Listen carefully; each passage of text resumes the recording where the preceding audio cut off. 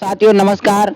आज हम सुलगता भारत में आप सभी का स्वागत है और आज हम जाने पहचाने नेता हमारे पहलवान जी हैं, राम सेवक पहलवान, इनके पास चलते हैं और आज एटा कासगंज लोकसभा क्षेत्र पर होने जा रहे चुनाव के विषय पर चर्चा करते हैं। सर, जो इंडिया गठबंधन है, आपको क्या उम्मीद लग रही है जनपद एटा की जनता से? एटा लोकसभा 22 से यहाँ के जो हमारे प्रत्याशी देवेश साख हैं, कम से कम आज की तारीख में 2 लाख वोट से जीत रहे हैं और ये जीत और बढ़ सकती है, क्योंकि हम लोग दिन रात मेहनत कर रहे हैं।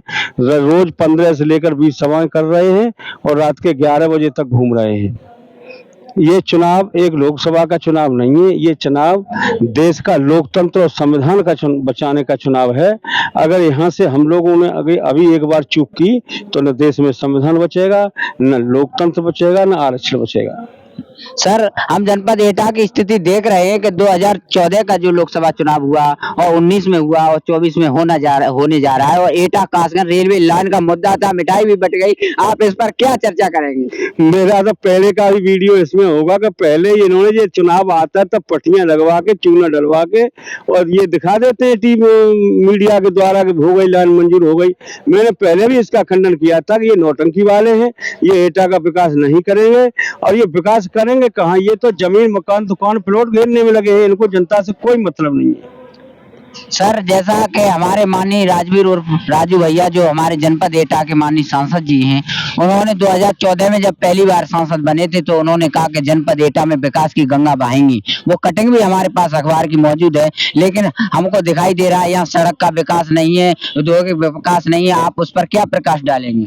पहले तो मैं आपसे इसका जवाब पूछना चाह रहा हूँ। आप तो मेरे बहुत बड़े सीनियर पत्रकार हैं, आप लोग एटा के। आप मुझे बताइए, राजू जब से सांसद हुआ है क्या एटा में एक भी इसने जनता दरबार लगाया है?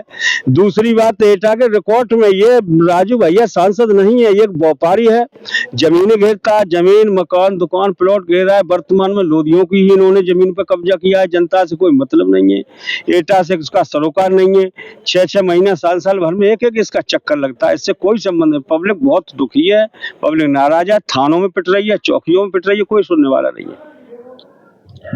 सर, जो जनपद एटा का इलेक्शन होने जा रहा है तो इसमें जनता महंगाई को लेकर आपका क्या मामला रहेगा?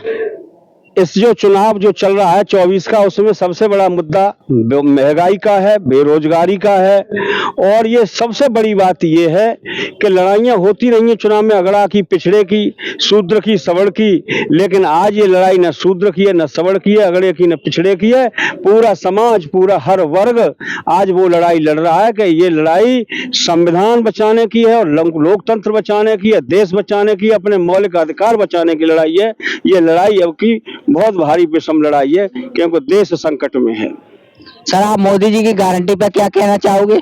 मोदी की गारंटी तो ये कहना चाहूंगा कि मोदी को ये तीसरा इन्होंने मैनिफेस्टो लागू किया, इनको लागू करने का अधिकार ही नहीं है। क्यों अधिकार नहीं है? कि इन्होंने पहले इनका मैनिफेस्टो था, उसमें ये था कि 15-15 लाख प्रत्येक व्यक्ति के खाते में हम देंगे।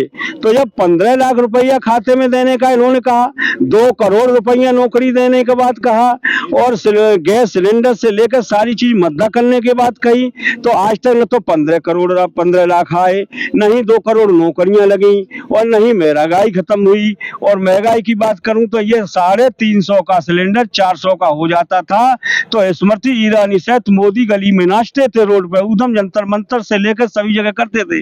लेकिन आज वो 400, 350 वाला सिलेंडर 1100 का है।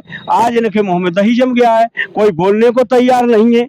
तो मैं एक बात बताना चाहता हूं, बेरोजगारी का एक इतिहास रिकॉर्ड टूटा कि 83% बेरोजगारी। गरीब और अमीर की जो खाई है, न तो मुगलिया शासन में इतनी अंतर था, न ही ब्रिटिश सरकार में था। आज 1% जो देश की जनता है उस पर पूरे देश के बराबर आधा रुपया 1% सेठों पर है, जो धन्ना सेठ है। और गरीब इतना गरीब होता जा रहा है कि वो केवल 2 वक्त की रोटी नहीं ले पा रहा है। एटा की जनता का विश्वास है कि इनका नाम है राम सेवक पहलवान और जब पहुंचाएंगे मोदी को भारी नुकसान। और आज के दर्शक में हमारे पहलवान जी आए और इनका स्वागत है, सम्मान है। और हमारे चैनल को सब्सक्राइब करें और लाइक करें। जय हिंद, जय भारत।